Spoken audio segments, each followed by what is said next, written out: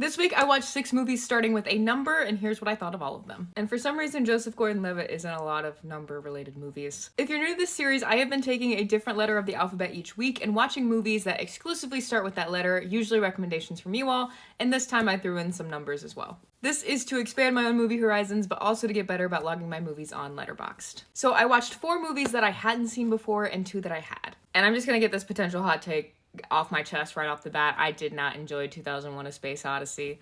Some people really enjoy the monkey sequence.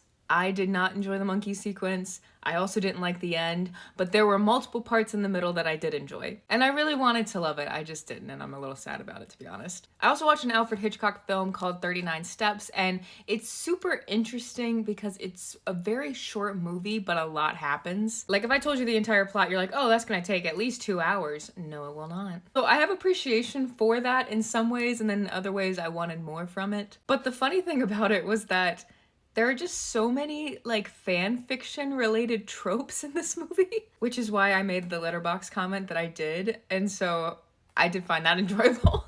I also watched the movie 8½, and I do think it was really interesting stylistically. I was seeing some back and forth on if it is neorealism or isn't. I think I struggled with it because I had no personal sympathies for the main character, but it seems like the movie is sympathizing with him in many ways. It's about this guy who is, like, being pushed to write a film, and he is having writer's block, and so he's getting all these pressures from different sides, and so then you get, like, a deep dive into his psyche, and I didn't enjoy being in there. So not for me, but I can see why it had, like, an impact on film in general. And then the last movie that I hadn't seen before was 500 Days of Summer, and that was also an interesting watch because I hear so many differing opinions on it. It concerns me that some of you have this as a comfort movie because it just feels like it should be a discomfort movie. Like, you know from the get-go that he has certain expectations about a relationship, and then Summer has very differing expectations and communicates that, and so you're like, okay, well, this is doomed to end. What are we gonna do for 500 days?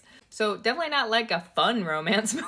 But I appreciated the reality of it in many aspects. And then on to the movies I had seen before, one of which was 12 Angry Men. And honestly, I hadn't watched it since 9th grade English class, which I'm sure is when many other people have also watched it. And I forgot how good it is. I think I have a new appreciation for it. It's another one that's, like, surprisingly not a long movie, but a lot happens. You're in one room, there's a lot of dialogue, but it keeps your attention very easily. Did get a little bit distracted because I forgot that one of the guys does the voice of Piglet. It's one that I think remains a classic for a reason, and I did enjoy it. The other movie which I've seen before is 10 Things I Hate About You, and listen, are there many things that I would change about the movie? Yes, I would get rid of that detention scene, I would get rid of some of the dialogue, but it stays in my top 5 rom-coms of all time and probably won't ever change. I think it's fun, I think it's iconic, I think it does a really interesting job of slipping in Shakespeare. Heath Ledger is the only man ever. And as much as I wish I was Kat and aspire for that, I know in my heart that I'm Michael. Or I'm the person who was supposed to bring brie cheese to the nerd party, either way. That is the end of the series, and I am so grateful for all of your recommendations along the way. There will be more movie-related series coming soon, so make sure to follow along so that you can be a part of those as well.